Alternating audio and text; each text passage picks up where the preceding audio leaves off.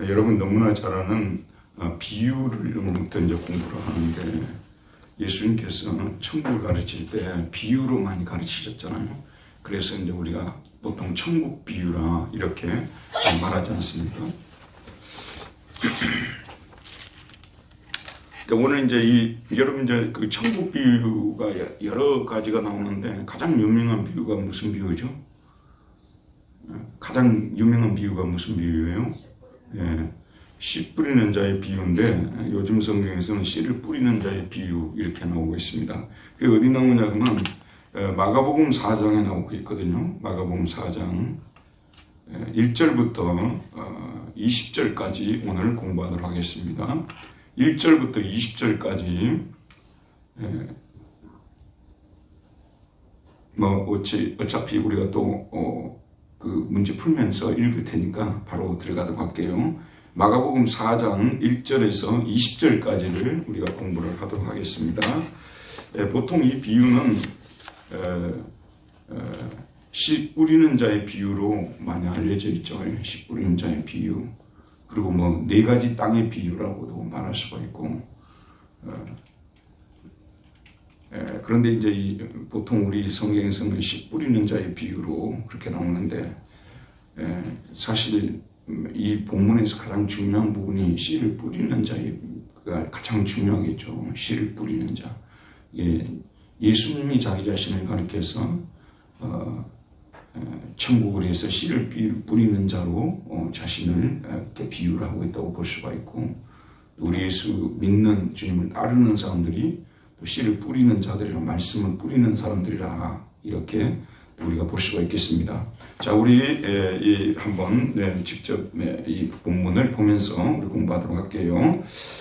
자, 1번을 한번 읽어볼까요? 읽읍시다. 시작. 예수님께서는 바닷가에서 무엇을 가르치셨습니까? 그랬죠? 1절과 2절을 한번 읽어볼까요? 시작. 예수께서 다시 바닷가에서 가르치시니 큰 무리가 모여들거늘 예수께서 바다에 떠있는 배에 올라앉으시고 온 무리는 바닷가 육지에 있더라. 이에 예수께서 여러 가지를 비유로 가르치시니 그 가르치는 중에 그들에게 이르시되 들으라, 씨를 뿌리는 자가 뿌리러 나가서 그랬습니다. 바닷가에 가르치는데 적은 무리가 아니라 큰 무리가 몰려들었다고 하죠. 근데 구체적으로 이제 몇 명인지는 모르지만 굉장히 많은 사람들이 오게 되었는데, 많은 분들이 그런 얘기를 하더라고요. 예수님께서 이제 바닷가에다가 배를 띄워놓고 이쪽에 무리들을 육지에 앉게 하고 가르치는 이런 장면이잖아요. 그러니까 배를 연단으로 삼고 가르치는 그런 건데, 직접 이제 그 성지순례에 다녀오신 분들 얘기를 들으니까 그렇게 바람이 어떤 방향으로 이렇게 불면 적게 말을 해도 다 들리게끔 그렇게 된다는 그런 얘기를 들은 적이 있어요. 근데 저는 이제 구체적으로 어떻게 그 많은 숫자가 들었는지 그런 생각도 들고, 또 설령 못 들었다 하더라도 앞에 들은 사람이 요즘 우리 퀴즈 같은 거 할 때 앞에 먼저 안 사람이 막 그 제스처로 또 막 이야기해주고 막 그런 경우들이 있잖아요. 그러니까 먼저 앞에서 예수님 말씀을 들었던 사람들이 그 뒤에 있는 사람들한테 또 얘기해주고, 또 뒤에 있는 사람들은 그 뒤에 얘기를 해주고, 그런 식으로 전달이 됐을 것 같아요. 어떻게 보면 또 그렇게 전달하면 더 전달력이 더 좋을 수도 있겠죠. 앞에서 그냥 혼자 이야기하고 들을 사람 듣고 안 들을 사람 안 듣는 것보다 쭉 이렇게. 어쨌든 예수님께서 수많은 무리들 앞에서 지금 배에서 가르치시는 장면이 나오는데, 역사상 수많은 선생님들이 있었습니다만 사실은 예수님은 가장 뛰어난 선생님이시죠. 우리 예수님이 천국 복음 전파하는 거 있잖아요. 그 4가지 사역제가 자주 말씀드리잖아요. 전파하는 것은 그냥 천국이 이런 곳이라고 쭉 이렇게 얘기하고 끝나는 것이고, 그 다음에 예수님께서 천국 복음을 퍼뜨리는 또 한 가지 방법은 소위 말해서 가르침이죠. 티칭. 예수님은 티처로서 아주 뛰어난 티처였다는 거, 가장 뛰어난 티처였다고 볼 수가 있는 것이죠. 자, 그러면은 무엇을 가르쳤느냐? 이에 예수께서 뭘 가르쳤다고요? 여러 가지를 비유로 가르치시니 그 가르치는 중에 그들에게 이르시되, 예수께서 여러 가지를 비유로 가르쳤다는 것입니다. 여러 가지를 비유로 가르쳤다. 엔파라볼라이스 폴라 많은 비유로 그들을 가르쳤다. 그 자신이 예수님이 그들을 많은 비유로 가르치셨다. 그런데 영어로 패러볼이라고 하거든요. 이 비유가 원래 파라볼레인데 여러분 제가 이제 성경 공부 시간에 히라보를 가끔씩 쓰는데 왜냐하면 히라보나 라틴어로부터 오늘 영어라든지 이런 유럽의 언어들이 많이 생겼다는 걸 알고 계시잖아요. 여러분 이제 교회를 갔다가 우리 교회 옆에서 하는 소위 말해서 대학생 선교하는 이런 분들이라든지 이런 분들을 파라처치라고 하잖아요. 그리고 파라라는 것은 게테라는 뜻이잖아요. 게테. 옆에 그런 뜻이에요. 볼레라는 말은 원래 발로라는 말이 발로는 던지다는 뜻이에요. 던지다. 그러니까 일상생활에 일어나는 그런 일들을 우리 옆에다가 던져갖고 이해를 시키는 것을 뭐라고요? 비유라고 하는 것입니다. 그래서 예를 들면 미나한테 뭘 가르치는데 엄마가 그리스에 있는 그 풍습이라든지 그리스에 있었던 사건들을 가지고 비유하는 건 아니죠. 항상 일상생활에서 미나가 경험하고 제가 보고 듣고 하는 그런 것들을 통해서 가르치는 거 아니겠습니까? 그래야 바로바로 쏙쏙 들어가니까요.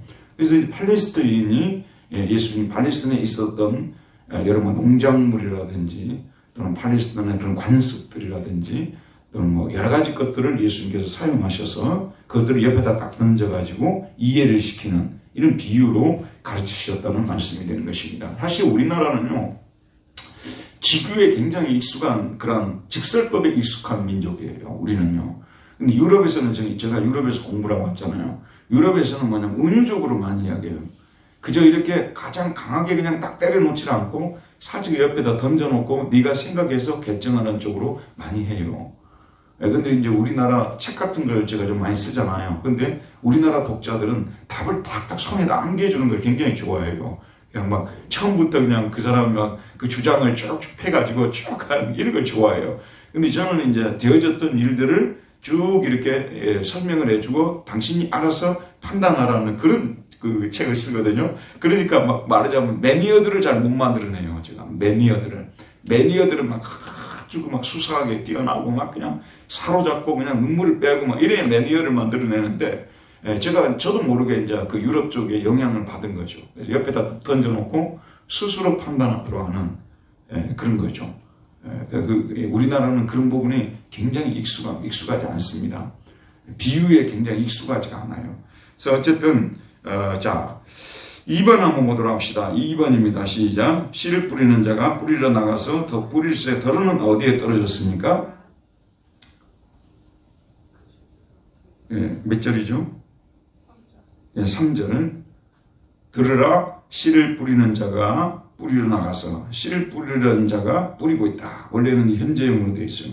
씨를 뿌린 자가 지금 씨를 뿌리고 있어요. 그 팔레스타인에서 소위 말해서 농촌에서는 아주 익숙한 장면이죠. 씨 뿌리는 비유 있잖아요. 씨를 뿌리러 가서 씨 뿌린 자가 씨를 뿌리고 있어요. 지금 뿌리고 있는데 그 뿌렸는데 덜어는 어디에 떨어졌어요? 덜어는 길가에 떨어졌습니다. 길가에 떨어졌어요. 이게 보통 우리가 이제 이렇게 그 논이나 밭이 있고 그 옆에 보게 되면 길들이 있지 않습니까? 이걸 이제 좀 부주의하게 이렇게 뿌리게 되다 보면 논에 다 뿌려지지 않고 밭에 다 뿌려지지 않고 길가에 뿌려지는 예전에 우리 밭들은요 이렇게 농지 정리가 아주 정확하게 되지를 않아가지고 꾸불꾸불하고 그리고 막 그 중간중간 막 길들이 있어서 잘 안 보이기도 하고 그랬어요. 풀이 나면은 그게 막 덮어서 잘 안 보이다. 아시겠어요? 예? 농촌에 안 사셨잖아요. 아마 그 연속국이나 영화 같은 걸로 아마 봤을 건데 우리는 그걸 아주 익숙해. 매번 거기 가서 놀았으니까요.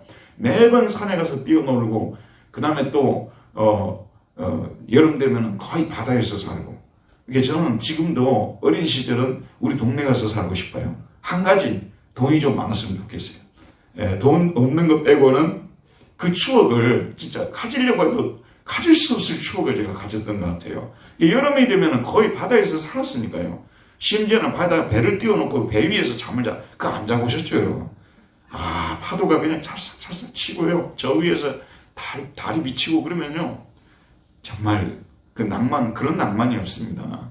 너무 좋았죠. 조개 잡고 뭐 물고기 잡고 뭐 또 봄 되면은 또 이렇게 또 가을 되면은 또 산으로 글로 막 이렇게 또 다니면서 이게 보는데 막 밭을 자주 보는데 씨를 뿌리다 보게 되면 그런데 이제 떨어져 버린 거야. 풀이 딱 가리고 있으니까 거기가 길이 나 있는지도 모르는 경우들도 있단 말이에요.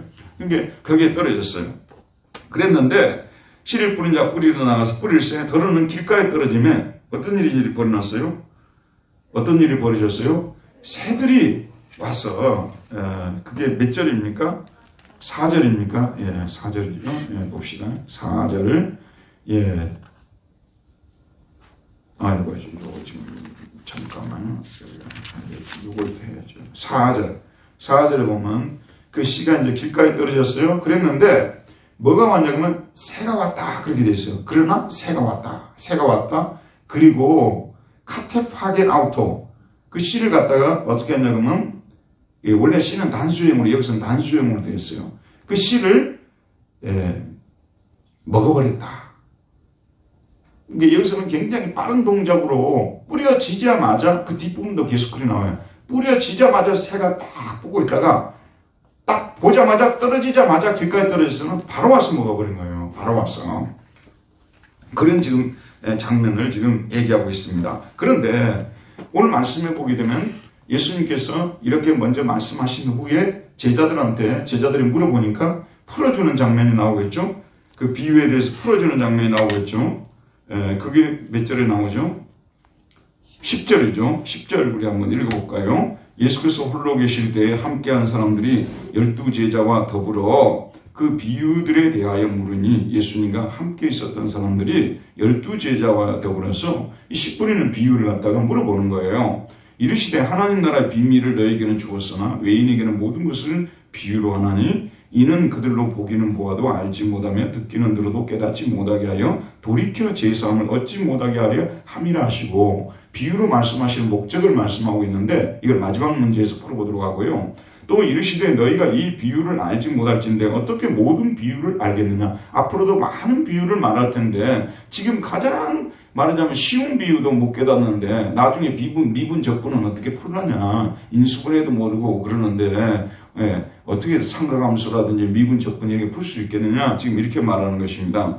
또 이르시되 너희가 이 비유를 알지 못할진데 어떻게 모든 비유를 알겠느냐. 뿌리는 자는 뭘 뿌리는 거라고요? 말씀을 뿌리는 거예요. 말씀을 뿌리는 것이다.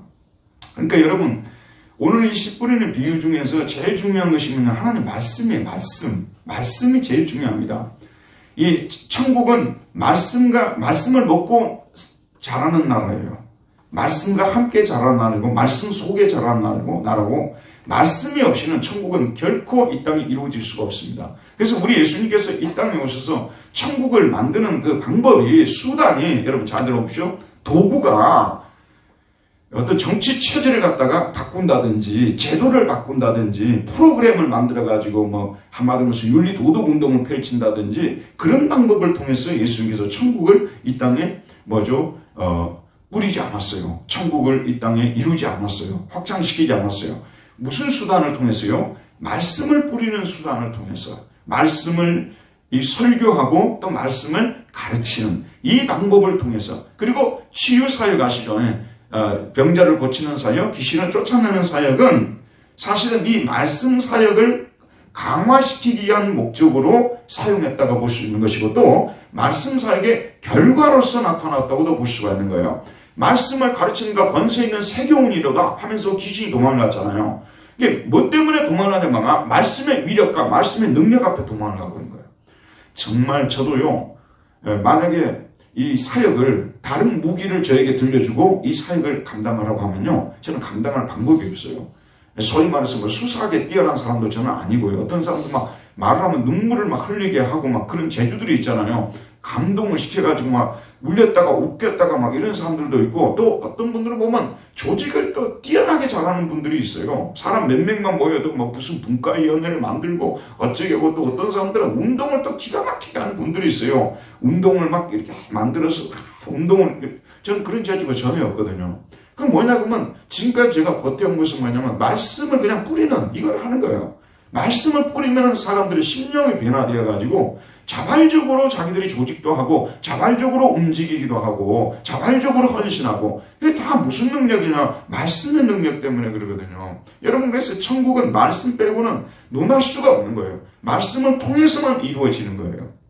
어떤 기적이 일어날 수 있지만 그 기적이 일어났다고 해서 그 사람 속에 천국이 임한 건 아니에요. 말씀이 그 사람 속에 들어가서 자리를 잡고 능력으로 역사해서 변화시킬 때 천국이 임하는 거지. 그래서 철저하게 씨 뿌리는 비유부터 예수님이 시작하신 목적이 무엇이냐면요. 천국은 철저히 말씀 운동이다. 말씀을 통해서 이루어지는 나라다. 여기에 승부를 걸어야 돼요. 그래서 천국 백성이 되었다는 것을 자기가 확증할 수 있는 증거가 뭐냐면요. 내가 드디어 말씀의 맛을 봤다.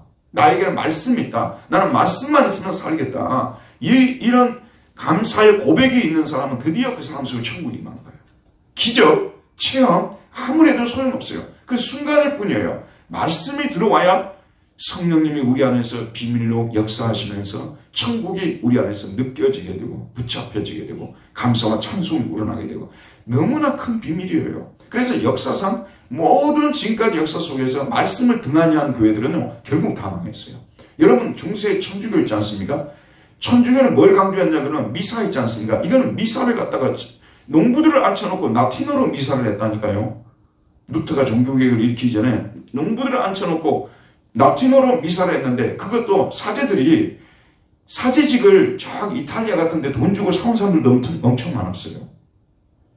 저는 이제 그 책들을 읽으니까 다 나오잖아요. 그러니까 그 사람들이 이제 그 직무를 감당하기 위해서 성만찬할 때 성부와 성자와 성령과 세례를 주는 이런 거 있잖아요. 라틴어로 다 외우는 거예요. 외워가지고 하는 거예요.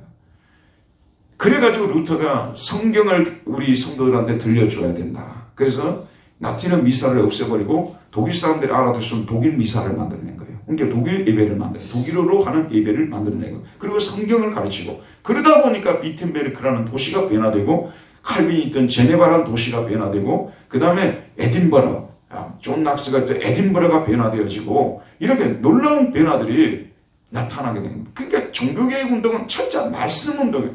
나는 칼빈주의, 우리 장로교는 원래 칼빈이 만들어 놓은 곳이고 칼빈주의 후계자들은 그게 무슨 의미가 있어요? 의미 없어요. 말씀을 가르치고 더 깊이 가르치려고 하고 말씀 위에 세우려고 발버둥을 치는 교회가 진정한 칼빈주의라는 그런 말씀이에요. 오늘날 교회들이 어느 정도요 말씀을 먹고 말씀을 가르치고 하다가 성도들이 어느 정도 성장해버리잖아요. 그러면 말씀을 등한해버리는 거예요. 그러면 그 즉시 말라서 죽는 거예요. 모든 성도들이. 그래서 천주교가 말씀을 안 가르치고 맨날 공적 쌓으라고 해가지고 봉사 다니고 그 다음에 뭐 하고 이래가지고 망해버린 거예요. 우리가 교회 일을 할 때도요 좀 작은 교회들은 본인이 할 일이 너무 많아요. 교회 일을 너무 많이 하다 보니까 말씀 들을 시간이 없어요. 성경에 나온 누구처럼? 마르다처럼. 맞죠? 마르다가 그랬잖아요. 성경 말씀 들을 시간이 없는 거예요. 그래서 예수님께서 마리아를 더 복되다고 말씀을 듣고 있는 마리아를 더 복되도다 한 거예요. 그러면 누가 그러거든? 그러면 일은 누가 하냐고 밥은 누가 하냐고 그러거든요. 그러니까 우리가 그 예수님이 가르친 요점을 말해야 되죠. 마리아도 부엌에 가서 설거지 해야 돼요 나중에. 근데 우선순위가 뭐냐? 그걸 가르치고 있는 거죠. 일을 하지 마라. 교회 일은 다 소용없다. 말씀만 들어라. 그것도 이단이죠. 그것도 잘못된 것이죠. 그러나 순서가 항상 중요하고 천국은 철저히 말씀을 통해서 임하는 나라고 전파되는 나라라는 것을 명심을 해야 돼요. 저와 여러분도 말씀의 은혜가 떨어지는 순간에요. 모든 신앙생활에 힘이 아마 추진력이 없어져 버려요. 행복하지도 않아요. 그래서 우리는 말씀을 붙들고 죽으나 사나 살아야 된다는 것이 이것이 뿌리는 자의 비유의 제일 중요한 포인트입니다. 그래서 예수님께서 씨를 뿌리러 나가서 말씀을 지금 이 무더운 때에도 이 지금 잠도 안 주무시고 수많은 무리들 앞에서 바닷가에서 지금 말씀을 뿌리고 있다는 그런 말씀 아니겠습니까? 자, 그래서 말씀을 뿌렸어요.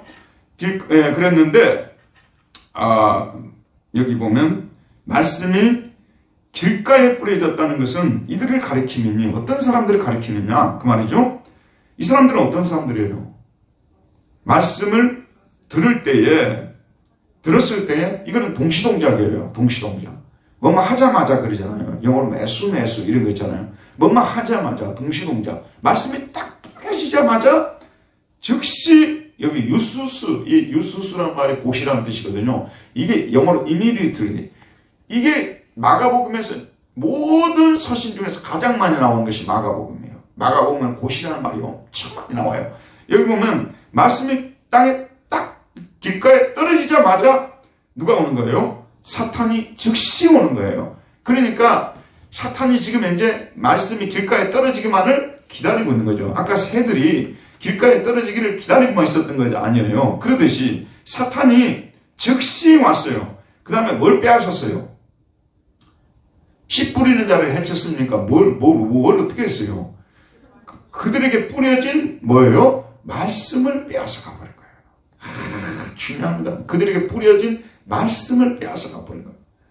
이 참 공교롭게도 앞부분하고 연결이 되는 것이 앞부분에 나오는 예수님을 배척했던 사람들 몇 부류가 나와요. 첫째는 바리새인들, 그 다음에 두 번째는 서기관들, 그 다음에 예수님의 가족들 나오죠.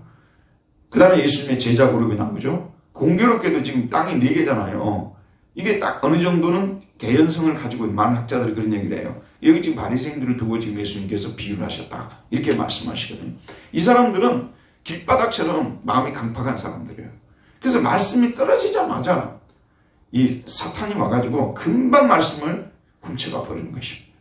말씀을 금방 가져가 버리는 거예요. 오늘날 교회에 드나드는 분들이 계시지 않습니까? 말씀을 듣기는 듣는데 듣자마자 잊어버리는 분들이 있잖아요.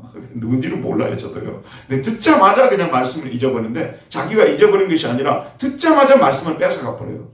죄송합니다만은요, 그분들이 돈을 벌기 위한 어떤 세미나에 갔으면요, 절대 안 잊어버릴 분들이에요. 돈을 벌기 위한 재산을 증식시켜주는 세미나에 갔으면 그분들이 절대 안 잊어버리고 가슴에 새겨놓고 저녁에 그냥 와서 그 말을 그대로 반복할 정도가 됐을 거예요. 하나님 나라의 말씀은 이분들에게는 너무 요원한 것이에요.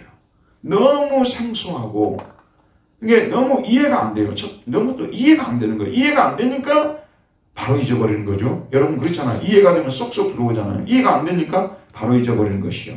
그런데 좀 더 영적으로 가면 사탄이 노리고 있다가 말씀이 뿌려지자마자 뺏어가 버린다는 거예요. 그래서 여러분 이제 가끔 주변에 어떤 교우들하고 또는 교회 다니는 분들하고 교제를 하다 보면 말씀에 대해서 너무너무 모르는 그런 분들이 있지 않습니까? 왜 그런 현상이 일어났냐 그러면 말씀을 뺏어가 버린 거예요. 그럼 이걸 갖다 이 비유를 여러분들이 얘기를 해줘야 되는 거예요. 말씀은 뿌려졌다. 여러분 내 말씀 들었지 않느냐? 즉시 말씀을 다 사탄이 와서 뺏어가 버려서 네 속에 말씀이 하나도 증거하지 않는다. 문제는 내가 집중해서 말씀을 뺏기지 않도록 해라. 그렇게 우리가 얘기를 해줘야 되는 거예요. 어찌됐든 어떤 한 사람을 하나님 나라 백성 만들려고 하잖아요. 죽으나 사나 우리는 그 사람 속에 말씀이 들어가도록 해줘야 돼요. 다른 것 갖고 안 돼요. 짜장면 100그릇 사주는 것 갖고도 안 돼요. 100그릇 사주면 고맙다는 얘기는 듣겠죠. 고마워서 교회 다닌다는 말을 하겠죠. 그렇다고 천국에 임한 건 아니에요. 어찌됐든 기회를 이용해서 말씀이 그 속에 들어가도록 만들어줘야 되는 거예요. 말씀이 이것이 누룩이 들어가게 되면 빵을 부풀리게 하잖아요. 그러듯이 말씀이 들어가게 되면 결국은 사람을 변화시키고야 말아요. 새 사람을 만들고야 말아요. 이 말씀이 나중에는 겨자씨 비유가 나오잖아요. 조그마한 말씀이지만 이게 사람 속에 들어가게 되면 놀라운 발효를 해가지고 사람을 변화시켜버린다니까요. 말씀이 그렇게 능력이 있는 거예요. 그렇게 위력이 있는 것이죠. 여기에 대해서 우리가 눈을 떠야 돼요. 어떻게 해서든지 사람들한테 말씀을 뿌리려고 심어주려고 하는 거기에 우리 온 교회 성도들의 초점이 거기에 맞춰져야 된다. 그런 말씀이에요. 자, 그 다음에 자, 두 번째로 가보도록 할까요? 두 번째 3번이죠. 읽읍시다. 시작. 더러는 어디에 떨어졌습니까? 5절 한번 봅시다. 읽읍시다. 시작. 더러는 흙이 얕은 돌밭에 떨어지면 흙이 깊지 아니하므로 곧 싹이 나오나. 자, 어디에 떨어졌어요? 4장 5절이죠. 5절에 보게 되면 이제 그 다른 시죠. 그거는 어디에 떨어졌다고요? 페트로데스. 여러분 베드로 알죠? 베드로가 뭐죠? 반석이라는 뜻이죠. 반석, 돌. 그러니까 이제 여러분 그 예전에 그 시골에 그 밭에 가보게 되면요, 분명히 그 위에 흙이 이렇게 딱 있어요. 그런데 바로 그 밑에가 뭐냐면 거기에 돌이 있는 거예요. 이게 퍼석퍼석한 돌이라고 그러거든. 시골 말로 퍼석퍼석 손으로 이렇게 딱 뭉겨도 뭉겨지는 그런 돌 말고 단단한 돌 있잖아요. 단단한 돌. 이런 것이 딱 있어요. 그런데 흙으로 딱 살짝 덮여놓으니까 거기에 돌이 전혀 몰라요. 지금 그 상황이거든요. 씨 뿌린 자는 그걸 모르고 뿌린 거죠. 근데 거기 가서 떨어진 것이죠. 떨어졌어요. 더러는 흙이 얕은 돌밭에 떨어짐에, 흙이 얕은 5절 돌밭에 떨어졌는데, 거기에는 뭐냐면 많은 땅을 가지지 않은, 많은 땅을, 우리말로 흙이 얕은이라고 되어 있는데, 이 히라보 원문에서는 많은 땅을 가지지 않은, 많은 땅을 가지지 않은, 그런 우리말로 번역할 때 흙이 얕은, 거기에 떨어졌어요. 그랬는데 바로 어떻게 됐어요? 흙이 깊지 아니함으로 그랬죠. 이게 땅의 깊이가 없기, 깊은 땅을 가지지 않았기 때문에 그 말이에요. 깊은 땅을 가지지 않았기 때문에 뭐라고 나오죠? 흙이 깊지 아니함으로, 우리 말 번역을 그렇게 했죠. 곧 뭐가 나왔습니까? 싹이 나왔어요. 싹이 나왔어요. 흙이 얕은 돌밭에 떨어지면 흙이 깊지 않으므로 곧 싹이 나왔죠. 곧 싹이 나왔죠. 거기 떨어져서 싹은 금방 나와요. 그런데 뭐 어떻게 됐습니까? 해가 돋은 후에, 해가 뜨니까 탔어요. 근데 지금도 수많은 그 농작물들이, 예를 들면 배추라든지 뭐 상추라든지 뭐 여러 농작물들이 있지 않습니까? 그러면 그 엄청난 그 햇빛에 견뎌낼 수 있는 것이 뭐가 있기 때문인가요? 뿌리가 깊이 촉촉한 흙에 뿌리를 내리고 있기 때문에 해가 그렇게 떠도 장렬해도 타서 말라 죽지 않고 있지 않습니까? 그런데 지금 그 밑에 흙이 없기 때문에, 뿌리가 흙 속에 깊이 뿌리를 내리지 못하고 있기 때문에 무슨 현상이 나타나는 거죠? 해가 돋은 후에 타버렸어요. 그리고 뿌리가 없으므로 어떻게 됐습니까? 말랐다고 되어 있습니다. 영어로 초크예요. 초크가 뭐냐면요, 질식했다고, 질식해버렸어요. 이런 것들은 이제 우리 농촌 문화를 경험한 사람은 쉽게 이해할 수 있는 거예요. 갑자기 이렇게 가보는데 다른 지금 뭐 무를 예를 들어서 비유를 하자면, 다른 무 그 잎사귀들은 모두가 파란데 여기만은 노랗게 돼가지고 있단 말이에요. 그 밑에를 파보게 되면 여기에 지금 현재 말라져 있는 거죠. 뿌리가 거기 돌이 있어가지고 말라버린 거 아니겠습니까? 지금 그 상황을 말하니까 충분히 그 예수님 말씀 듣는 사람들은 그 팔레스타인 또는 이스라엘의 그 농경 문화에 익숙해져 있는 사람들이기 때문에 금방 아는 얘기예요. 무슨 얘기인지요. 지금 도시에 자라는 우리 미나 세대는 이런 얘기를 하게 되면 이게 무슨 뜻이에요? 상당히 쉽지 않을 거예요. 그래서 우리 미나 세대가 성경을 이해할 수 있도록 많은 성경학자들이 노력이 필요해요. 그리고 교회에서도 예전에 처음에 우리 한국교회 개신교가 한국에 들어왔을 때 학교를 많이 써서 글을 많이 가르쳤잖아요. 지금 이 성경을 이해시키기 위해서 교회에서 교육을 시켜줘야 돼요. 교육을. 그래서 우리 주일학교 프로그램 속에도 사실은 한글 교육이 필요한 거예요. 그 성경을 직접 해석해 주면서 풀이해 주는 이런 것들이 필요한 시대가 되어버렸어요. 우리 세대는 어느 정도 간접 경험이라도 있지만 얘들은 거의 이런 말씀이 잘 이해가 안 되는 거예요. 거기에 가본 적이 없는데 쌀나무라 그러지 않습니까? 쌀나무. 쌀나무를 이렇게 그거 본 적이 없잖아요. 요즘 뭐 부모님들이 체험을 시키는데 하여튼 그래서 자, 그래 이제 해석을 한번 보도록 합시다. 몇 절이죠? 아니 이제 거기에 대한 해석. 이 비유는 무슨 뜻입니까? 그랬죠? 그게 16절이죠. 16절, 17절이죠. 자, 16절과 17절 한번 보도록 합시다. 자, 읽읍시다. 시작. 또 이와 같이 돌밭에 뿌려졌다는 것은 이들을 가리킴이니 곧 말씀을 들을 때에 즉시 기쁨으로 받는 거예요. 이분들은 말씀을 들으면 기쁨으로 받아요. 말씀을 들을 때 기쁨으로 받는데 그 속에 뭐가 없어요? 뭐가 없습니까? 그 밑에 돌이 좀 뿌리가 없잖아요. 뿌리가 없으니까 잠깐 견디다가 잠깐 견뎌요. 잠깐 견디죠. 그러다가 바깥에서 아까 해가 떠서 해가 비치고 하면 어떻게 된다 했죠? 말랐다고 말씀드렸죠. 그게 뭐냐면 바깥으로 오는 말씀으로 인한 뭐가 오는 거죠? 환난. 그 다음에 뭐죠? 박해가 일어나는 때에는 곧 넘어지는 자들이요. 그랬습니다. 기쁨으로 받았다니까요. 그런데 말씀으로 인한 박해나 환난이나 이런 것이 오면은 금방 넘어져 버려요. 좀 실망스럽게 넘어져 버리는 것입니다. 저는 시골에서 신앙생활 했잖아요. 실제 제가 보았습니다. 실제 제가 봤어요.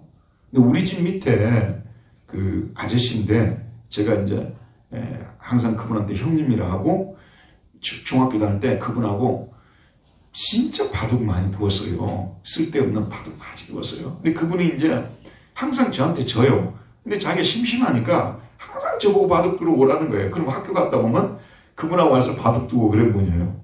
그분이 이 교회에 다문을 쌓고 살았는데, 왜냐면 시골 어촌 같은 데 보게 되면요, 굉장히 일이 많습니다. 뭐, 여러분 막 그물 같은 거 이런 거 있잖아요. 깁는 거 보시지 않습니까? 그게 꼭 고기 잡으러 안 갈 때는 그냥 노는 게 아니에요. 막 그거 다듬고 거기에 있는 거 막 뜯어내고 또 이렇게 막 그물을 제대로 맞추고 막 엄청나게 일이 많아요. 농어촌이요. 그래서 요즘은 한국 사람들 농어촌 일 안 하잖아요. 알고 계시죠, 여러분? 어촌이나 농촌은요, 코로나 이전에 거의 90% 이상이 외국인들이에요. 그 일이 너무 힘들어가지고, 그거 한국 사람 뭐 안 하려고 해요. 예전에 우리 농어촌 사시는 분들이요, 죄송합니다만은 60세 정도 되면은 많은 분들이 거의 지금 8, 90세처럼 늙었어요. 허리도 다 구부러져 버렸고요. 항상 엎드려서 하니까 트랙터도 없고, 그 당시는요. 맞죠, 여러분? 그러다 보니까 얼마나 고생이 많았는지 모르거든요. 근데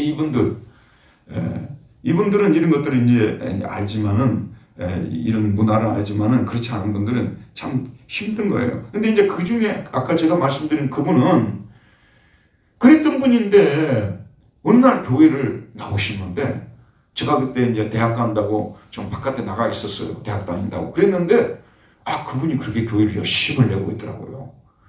또 그분하고 비슷한 또 한 분이 열심히 내고 있고 그냥 교회를 막 굉장히 열심히 다니고 막 기뻐하고 막 그러더라고요.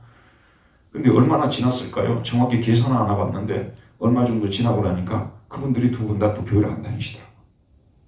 그 이유가 뭐겠어요? 분명히 그들은 기뻐했어요. 말씀을 듣고 기뻐하고요. 막 교회 사람들하고 교회 안 다니는 사람들하고 막 서로 말다툼하고 막 그들 막 앞장서서 말다툼도 하고요. 교회를 배려하고 그랬던 분들이에요. 근데 어느 순간에 보니까 교회를 안 다니셔요. 왜 그랬을까요? 이유가 뭐가 있을까요? 다른 이유도 물론 있었겠지만 농촌에 보게 되면 어촌에 보게 되면 일이 엄청나게 많거든요. 그 일을 하루 안 하면은 우리는 주일날 일을 안 했어요. 근데 주일날 일을 안 하면 오늘날 돈을 말하자면 50만 원을 손해볼 수도 있고 100만 원을 손해볼 수도 있어요. 그 가정으로서는 엄청난 피해잖아요. 근데 그분들이 처음에는 그걸 이겼어요. 이기고 주일날 일을 안 하고 했어요. 근데 우리 교회가 옆 교회가 있었어요. 우리 교회가 있고 옆에 교회가 있는데 옆에 교회는 상황윤리를 받아들였어요. 그러니까 이분들은 뭐냐면 주일날 일해도 된다는 거예요. 상황이 이러니까. 근데 우리 교회는 뭐냐면 주일은 성수해야 된다는 거예요. 거룩하게 지켜야 된다는 거예요. 그래서 우리 일을 안 했어요. 주일은 토요일까지만 일하고 주일은 안 하고 월요일부터 시작했어요. 월요일 새벽부터. 그러니까 이제 이분들이 그렇게 했어요. 이분들도 이게 옳다고 생각하고 하다가 결국은 환난이나 핍박이 올 때 그 여기에 대해서 견디지를 못하고 결국은 뒷부분에 또 재물의 유혹도 나오는데 결국은 그분들이 다시 돌아가셨어요. 제가 이걸 직접 어렸을 때 봤거든요.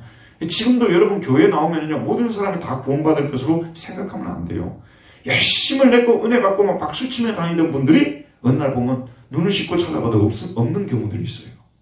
그리고 처음에는 교회만 그냥 겨우겨우 주일날 나와서 앉아있고 저 사람이 교회 신앙생활 하겠느냐, 세례 받겠느냐, 교인 되겠느냐 하는 사람이 어느 날 보면 앞자리에 앉아서 말씀을 듣냐. 하나님만이 알고 계세요. 우리 인간은 판단하면 안 돼요. 누가 끝까지 갈지는 아무도 몰라요. 하나님만이 아시는 거예요. 분명히 이런 분들이 되게 많아요. 막 박수 치면서 막 은혜 받고 막 할렐루야 하고 막 이랬던 분들이 어느 날 보면 완전 세상 사람들이 돼버려요. 환난과 핍박이 올 때 넘어지는 자요. 예수님은 지금 서기관들을 두고 이랬다고 성경학자들은 얘기를 하고 있는데 구체적으로는 알 수가 없는 것이죠. 이런 부류들이 있다는 것입니다. 그 다음에 세 번째는 어디에 떨어졌어요? 4번이죠. 4번 읽읍시다. 시작. 더러는 어디에 떨어졌습니까? 더러는 어디에 떨어졌어요? 7절이죠. 한번 같이 읽읍시다. 시작. 더러는 가시떨기에 떨어지면 가시가 자라 기운을 막음으로 결실하지 못하였고, 가시떨기 보셨습니까?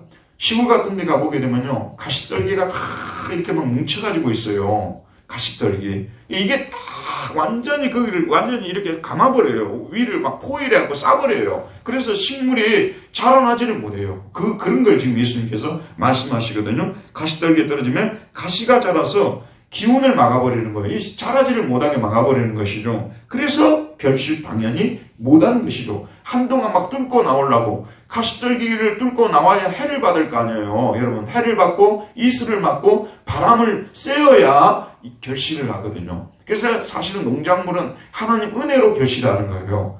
지가 아무리 잘 자라려고 해도요, 비를 하나님이 내려주지 않으면 안 되는 거예요. 바람을 맞고 이슬을 맞아야만이 자라는 것이거든요. 그래서 농촌 사람들은 항상 어디를 보고 삽니까? 하늘을 보고 살잖아요. 하늘에 비가 와야 될 텐데, 우리 도시 사람들은 비가 좀 오면 오늘 차 타고 다니면 힘들겠다, 이렇게 얘기했지만 사실 그 비가 안 오면요, 농촌은 안 되게 돼 있습니다. 물론 저장해놓은 물로 요즘은 이제 많이 합니다만은 그래도 그게 한계가 있는 것이 아니겠습니까? 어쨌든 이렇게 되는. 그러면 이거는 뭘 말하는가? 자, 그 비유에 대한 해석을 보도록 할게요. 몇 절입니까?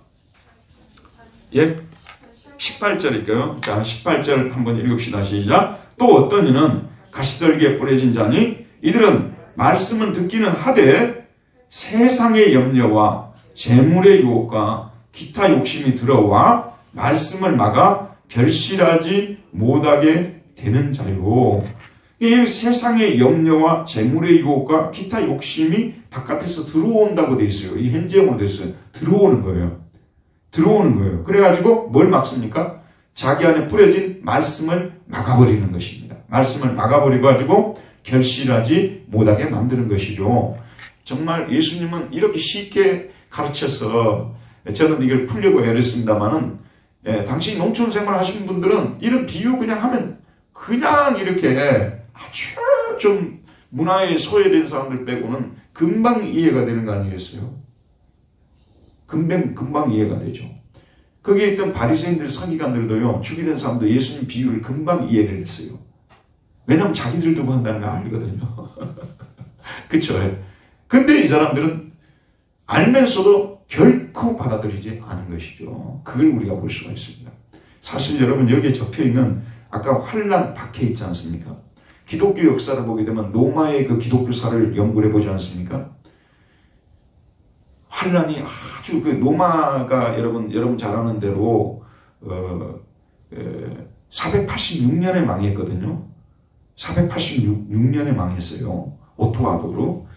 그 어느 족장입니까? 게르만 오토아니아에서 제가 정확하면 486년에 망했어요. 그리고 그 전에 413년에 로마가 한번 또 이렇게 침략을 당해서 로마가 뺏긴 적도 있고 그런 적도 있어요.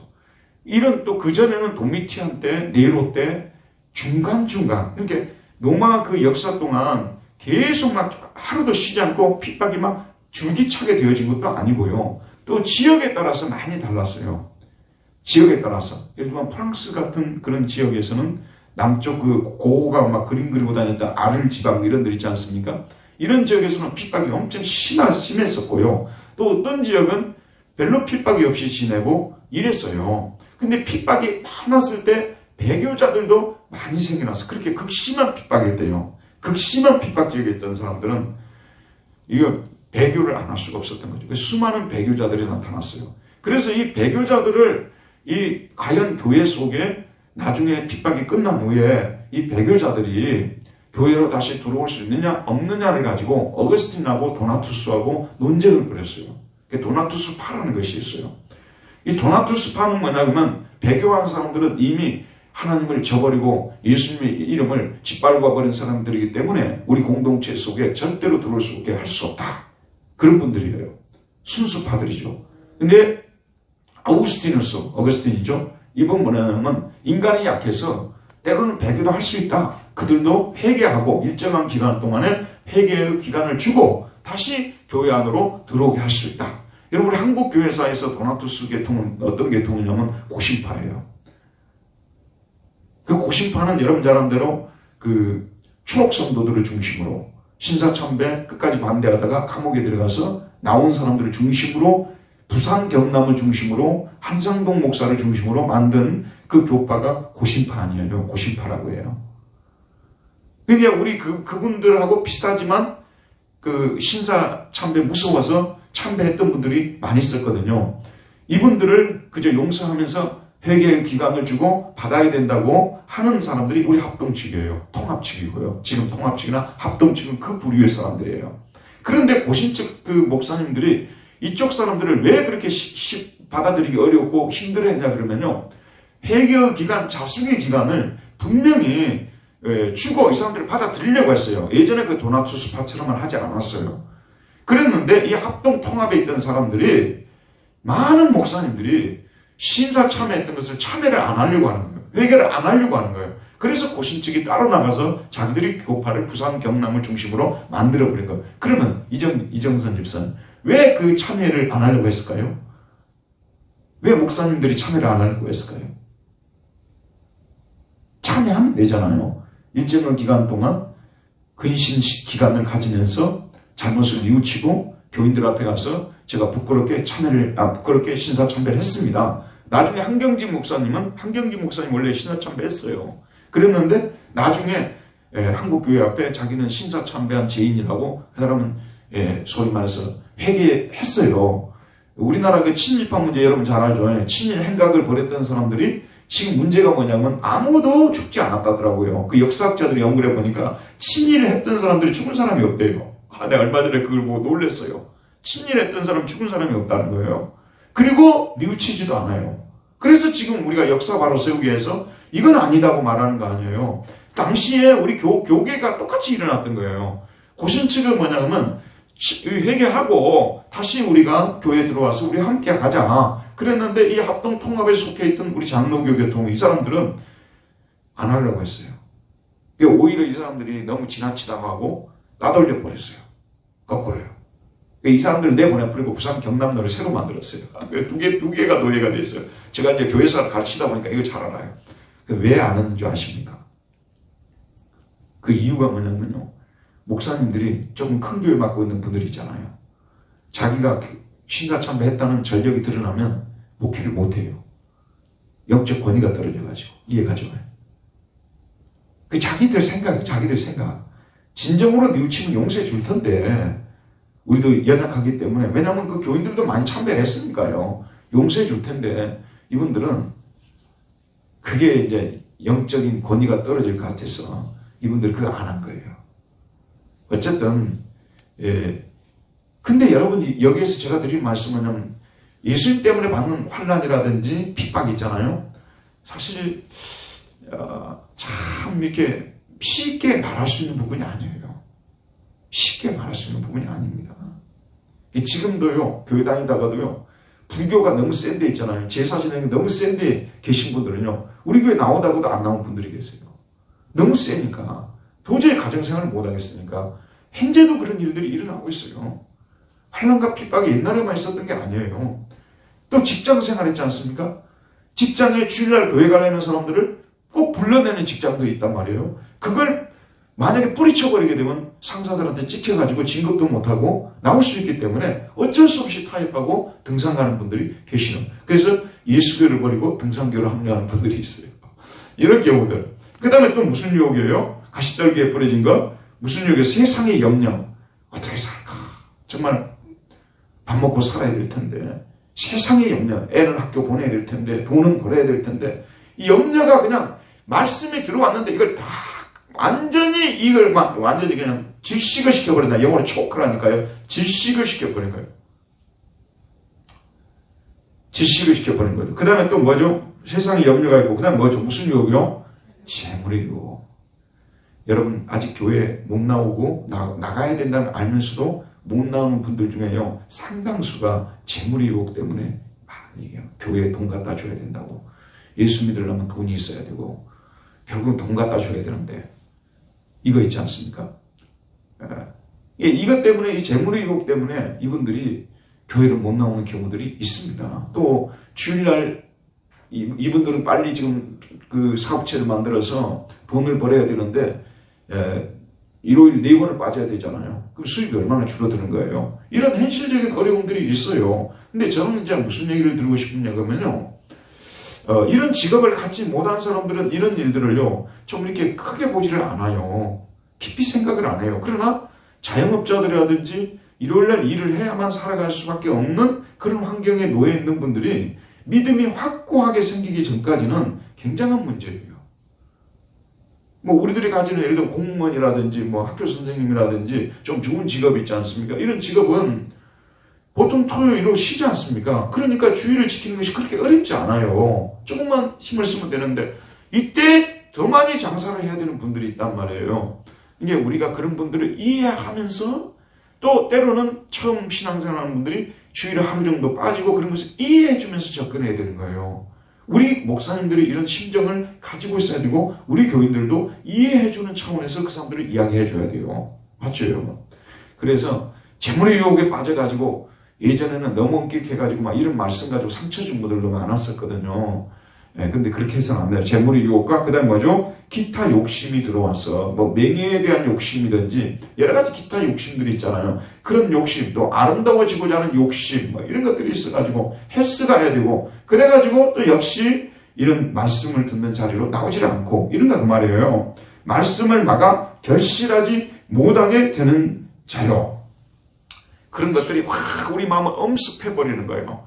그래서 말씀을 읽고 하나님을 믿고 영혼을 생각하고 죽음 이후를 생각하고 정말 우리가 구원을 받아야 되고 인간의 근본적인 문제 우리는 어디서 와서 어디로 가는가 이런 것들에 대해서 완전히 질식을 시켜버린 거예요. 여러분요, 저는 어쩌다 보니까 신학도 하고 철학도 좀 하게 됐지 않습니까? 그 유명한 실존 철학 있지 않습니까? 여러분 잘 아는 실존 철학 하게 되면 사르트르가 생각이 날 것이고 하이데거가 생각이 날 거예요. 실존 철학은 사실은 기술 문명 때문에 나온 철학이에요. 기술이 완전히 지배하는 사회가 되다 보니까 완전히 비인간적인 사회가 되어버린 거예요. 여기는 생산의 사회고 생산해서 뭘 만들어내고 이런 거지 인간의 본질적인 문제, 인간이 어디서 와서 어디로 가야 되고 인간은 어떻게 살아야 되고 삶의 의미가 무엇이고 이런 것들을 사람들이 완전히 묻어버리는 거예요. 그래서 문과가 다 죽어버리잖아요. 이해가죠? 문과가 다 죽어버리는 거예요. 여러분 제가 나온 그 베를린의 베를린 대학교 있지 않습니까? 거기 헤겔, 그 다음에 쇼펜하우어 그럼 철학자, 피시테, 셸링 이런 사람들이 당시 최고의 철학자들이 거기서 가르쳤어요. 근데 헤겔이라는 사람이 뭔 일을 하신 줄 아십니까? 피시테가 여기에 그 초대 총장이에요. 뭔 일을 한 줄 아십니까? 그 당시에 모든 대학들이 뭐냐면요, 돈 버는 쪽으로 전부 바꿨어요. 독일 대학들도. 일반 사람들 잘 몰라요.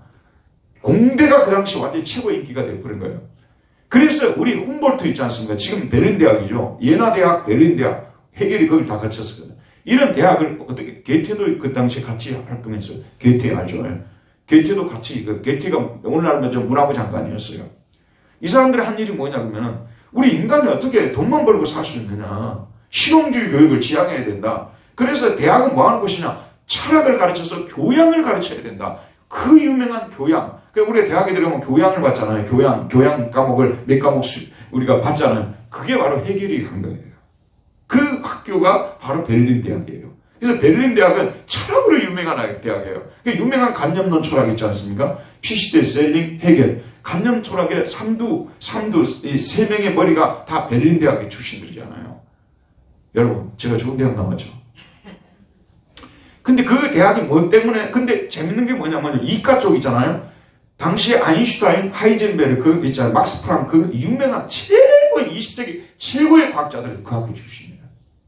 제가 이번에 살펴보니까 하이젠베르크가 불확정성의 원리를 발견한 해가 1927년이더라고요. 그 논문에서 발표했던 해가요. 그리고 보네퍼가 성도의 교제를 했고 천재신학자가 출연했던 데가 1927년이에요. 둘이 보네퍼는 그 당시 뭐냐면 학생으로서 논문을 썼고 30년도 초에 거기에 강사가 된 거예요. 베를린 대학이요. 베를린 대학은 유명한 사람 엄청 나왔습니다. 그 문과 교육을 강조했는데도 불구하고 이과에서 그 당시 노벨 물리학상 있잖아요. 노벨상은요 의학, 화학, 물리만 주는 거예요. 거기서 몇 명이 나왔냐면 29명이 나왔잖아요. 29명. 한 명은 테오도르 몬센이라고 이런 문학상이고 그 다음 노벨 화학상, 물리학상, 의학상 이거 합쳐가지고 29명. 세계에서 제일 좋은 학교였어요. 최고. 그런데 그 학교의 그 이념이 뭐냐면 목표는 무엇이냐 그러면 교양을 가르쳤어요. 인간다운 교육을 시키는 그게 그 학교의 목적이었어요. 그러다 보니까 이과 쪽도 잘 나오게 된 것입니다. 실존 철학은요, 거기에 대해서 심각하게 고민했던 사람들이 나온 거예요. 인간이 밥만 먹고 사는 사람들이냐, 돈만 잘 벌어 가는 사람들이냐, 기업체만 가서 돈만 잘 벌어야 되냐, 교양을 쌓아야 된다. 그걸 그렇게 많이 강조를 했던 데가 실존 철학이에요. 지금도 마찬가지죠. 너무 이런 것들이 지금 이제 재물의 유혹이 있지 않습니까? 이런 것들이 너무 지배를 하는 시대가 되다 보니까 인간의 근본적인 문제, 이런 것들이 하나님의 말씀은 인간이 어디서 와서 어디로 가며, 사실 실존 철학자들이 제기하는 문제하고 거의 같아요. 어디서 와서 어디로 가요. 근데 그 사람들은 예수 안에 그게 있다고 절대 안 믿죠. 예수 안에 있다고 안 믿으니까 그게 우리하고 달라요. 우리 예수 안에 삶의 진정한 의미도 있고, 목적도 있고, 방향도 있고, 인간의 풍요로운 삶을 살기 위해서는 불안과 죽음에 대한 그 문제를 근본적으로 극복하기 위해서는 결국 예수 안에서만 돼야 된다. 이거 아니에요. 실존 철학자들은 지금 찾고만 있어요. 지금까지. 계속 찾고만 있어요. 방황만 하고 있어요. 근데 우리 예수 안에 내가 곧 길이요, 진리요, 생명이니. 네. 인간이 그래서 예수를 믿어야만 드디어 진정한 행복을 누릴 수가 있어요. 모든 재물이 많든 재물이 없든 예수 안에 있는 사람들은 행복해요. 김선임 쌤 맞죠? 돈이 엄청나게 많은 사람들이 행복할 것 같죠? 전혀 아니에요. 그래서 주말 드라마 그런 걸 볼 때 우리가 기쁨을 누리잖아요. 그 아주 부자들 가정들이 나오잖아요. 행복하지 않는 게 항상 나오잖아요. 예수 안에 있어야 돈이 많든 돈이 적든 행복한 거예요. 예수 안에 있어야만이. 그걸 사람들이 모르는, 우리는 죽게 하는 사람이 이걸 가르쳐야 돼요. 그런데 너무 그런 것들이 막 돈에 대한 압력, 막 이렇게 하다 보니까, 문화가 그렇게 되다 보니까 근본적인 문제, 심지어는 교회까지 여기에 편승해 버리는 거예요. 교회까지도 먹고 사는 문제 해결해 주는 교회로 되어져 버리는 것이죠. 그래서 이 성경 말씀을 우리가 공부하지 않습니까? 이것도요, 성경을 이 마가복음 처음부터 끝까지 공부를 해야 돼요. 순서적으로요. 그렇지 않으면 목사님들이 자기가 좋아하는 말씀만 가르쳐 버리는 거예요. 그래서 성도들이 편식을 하게 되는 거예요. 그래서 진짜 배워야 될 것을 안 배우고 가버리는 거예요. 이해가죠? 자, 그러면 그 다음 문제를 보도록 합시다. 이제 마지막이죠.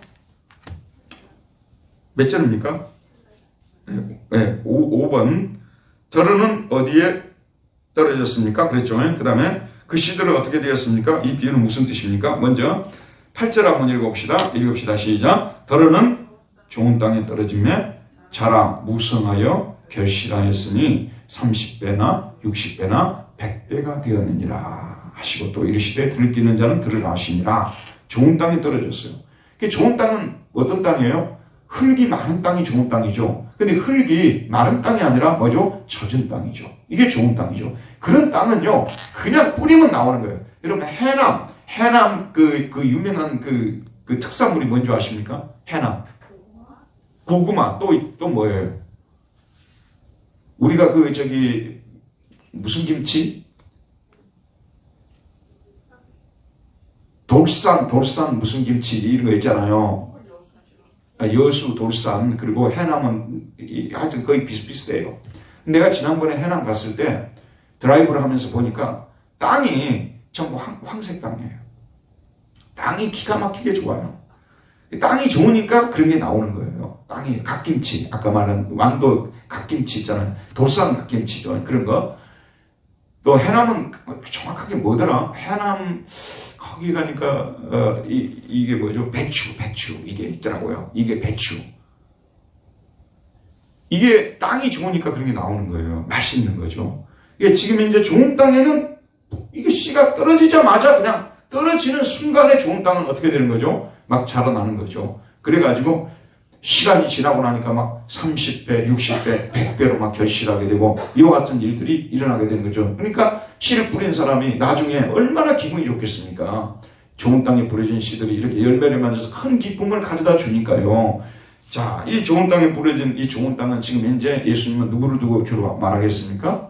말씀드린 대로 아까 이제 위에 가시떨기, 여기는 뭐냐면 예수님의 가족들을 지금 비유했다고 하고 있고, 여기는 바로 예수님의 제자들과 말씀을 쫓아오는 사람들을 두고 얘기를 하겠죠.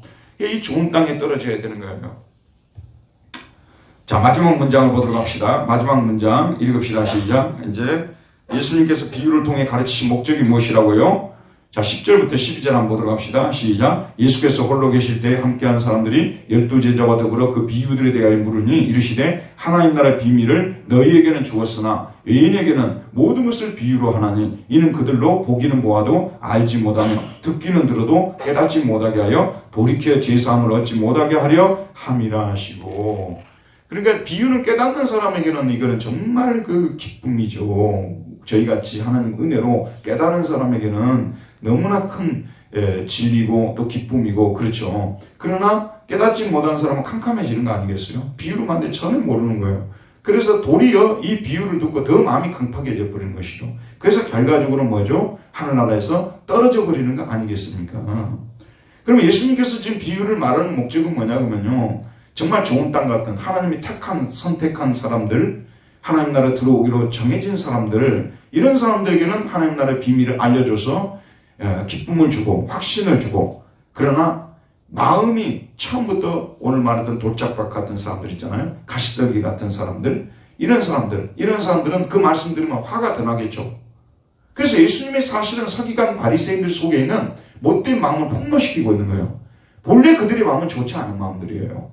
본래 이 사람들은 심지어는 이들이 예수님 오시기 전에는 좋은 마음 가지고 있었느냐? 전에 좋은 마음 가지고 있지 않았어요. 이해가시죠? 근데 예수님 오시니까 더 강팍해지고 더 악해져 버린 거예요. 결국은 예수님 비유를 통해서 그들의 마음을, 본래의 마음을 드러낸 거예요. 착한 사람을 예수님께서 일부러 비유로 나쁘게 만들어가지고 그들을 지옥에 떨어뜨리는 거 아니고요. 본래 그들은 정말 지옥에 가야 마땅하다 할 정도로 악한 마음을 가지고 돌짝박 같은 가시떨기 같은 마음을 가지고 있었던 사람들이에요. 이해하겠죠? 그런데 예수님께서 이 비유를 통해서 그들을 본래의 마음을 드러나게 만들어가지고 그들을 하나님 나라에서 사실은 제시켜버리는 것이고요. 그리고 원래 좋은 마음 가진 분들이 있지 않습니까? 원래 착한 마음을 가진 분들, 이들에게는 이 말씀을 주어서 너희들이 하나님 백성 맞다는 것을 확인시켜주고 너희들에게는 이런 하나님 나라가 기다리고 있다는 것을 확신시켜주는 것이요. 그래서 비유를 들으면 일부의 사람들은 좋은 땅 같은 마음을, 좋은 마음을 가진 사람들은 너무너무 좋아하고 행복해하고 그냥 그 말씀을 묵상하고 막 키우고 그래가지고 그 말씀의 열매를 수없이 많이 가져오게 되는 것이고, 그러나 일부의 사람들은 그 말씀 때문에 도리어 더 강팍해져가지고 완전히 떨어져 버리고, 참으로 그렇습니다. 가르치는 사람이 고통스러운 것이 뭔 줄 아십니까? 정말 사람을 모두 살리려고 제가 예를 들면 글을 쓰고 설교를 하고 그러잖아요. 근데 어떤 사람들은 그걸 주고 막 손뼉을 치면서 너무나 감사하다 그러고 막 그러거든요. 근데 어떤 사람들은 그전에도 저를 안 좋아했는데 그 글을 읽고 더 안 좋아해 버리는 거예요. 사람이 딱 그렇게 돼 있어요. 그럼 여러분이나 그러지 않지 않습니까? 여러분도 똑같아요. 여러분이 정말 여러분은 평소에 좋아하고 했던 사람들은요, 내가 말로 하든 비유로 하든 책으로 쓰든 더 좋아하고 박수 쳐주고 나의 팬이 되는 거예요. 그러나 원래 안 좋아했던 사람들은요, 여러분이 뭔가 또 새로운 비유를 하나 더 가지고 오면요, 더 기분 나빠하는 거예요. 참으로 이게 하나님 나라는 비밀입니다. 그래서 하나님 나라는 여러분이 많은 사람들이 인간이 하기에 따라서 천국 가고 지옥 가고 그러지, 어떻게 하나님께서 만세전에 어떤 택한 사람을 만들고 또 안 택한 사람들을 만들고 그러냐고 시비 거는 사람들이 많거든요. 그러나 세월을 경험해보고 살다 보게 되면, 야, 구원이라는 것은 진짜 하나님께로부터 주어지는 것이구나. 정말 하나님께서 정말 자기 백성 삼은 사람들이 있는 거구나. 저도 그러거든요. 말씀을 전하지 않습니까? 어떤 사람들은 고개를 끄덕이고 너무나 행복해하고 너무나 좋아하고 점점 더 말씀 속으로 들어오거든요. 어떤 사람들은 뭐냐면 처음에 또 길을 막았지만 갈수록 더 길을 막아버리는 거예요. 그래서 나중에는 결국 못 견디고 자기들이 그냥 나가버리는 거예요. 그냥 너무 듣기 싫거든요. 너무 듣기 싫거든요. 근데 여러분, 말씀도요, 죄송합니다만은 바둑을 둘 때도 급이 있는 것이고요. 이게 다 말씀의 세계도 목사님들이 10명 있으면요, 10명 다 똑같지 않아요. 똑같지 않습니다. 다 나름대로 말씀을 이해하는 폭이 틀리고요. 하나님 나라를 이해하는 그 방법이 틀리고, 그 내용이 틀리고요. 그래서 정말 이 세계는 진짜 어려운 세계입니다. 그래서 정말 하나님 앞에 기도할 수밖에 없는 것이고요. 또 우리가 이런 말씀에 우리가 흠뻑 젖어 있고 이 말씀을 그냥 흡수를 그냥 쭉 스펀지처럼 흡수를 하고 있다면 우리는 진짜 하나님께로부터 복받은 백성들이에요. 근데 그렇지 않고, 근데 그 차이가 어디서 나냐면요, 하나님 백성은 딱 여러분 들어보세요. 하나님 백성은 항상 어디에 초점하냐? 예수 그리스도에 초점을 맞춰요. 예수 그리스도의 십자가 부활. 이게 바로 나를 살린 십자가고 나를 살린 부활이다. 여기에 다 그 은혜, 거기에 온전히 초점이 맞추어져 가니까 성경이 다 이게 흡수가 되는 거예요, 이게요. 그런데 거역하고 뻣뻣한 사람들은 뭐냐면요, 항상 교회를 생각할 때 십자가 부활을 빼버리고 생각하는 거예요. 이 교회는 가난한 자들을 도와주는 곳이 돼야 된다. 이 교회는 또 나라의 구조를 바꿔야 된다. 이 교회는 또 무슨 또 새생활 운동을 벌이는 곳이 돼야 된다. 그런 어떤 이슈들의 어떤 프로그램이라든지 이런 것들에 초점이 맞춰져. 여러분, 제자훈련이라는 게 좋은 거 아니에요? 근데 그것도 한두 번 얘기를 해야 되지. 매번 제자훈련하면 제자훈련주의가 돼버리는 거예요. 그래서 예수는 사라지고 제자만 남는 거예요. 내가 예전에 한국에 귀국해가지고 저 제자훈련이 나중에는 결국 제자가 우상이 돼버렸구나. 제자훈련이 우상이 돼버린 거예요. 그래서 한국교회 대형 사건이 4교회가 터졌는데요. 그 4교회가 모두 다 제자를 강조하던 교회들이었어요. 여러분 이름만 대면 다 아는 교회들이에요. 다 제자훈련하겠다고 난리치던 교회였어요. 근데 우리가 시골에서 신앙생활 할 때는요, 제자라고 안 했어요. 일꾼이라고 했어요. 일꾼이라고 했다니까요. 이름 제자라 해가지고, 그래, 저 서초동에서 맨날 제자훈련 시킨다고 난리쳐가지고, 그런 분들이 나중에는 그 교회들 난리 나고 자기들끼리 싸우고, 그러네요. 여러분, 그런 거 하면 안 돼요.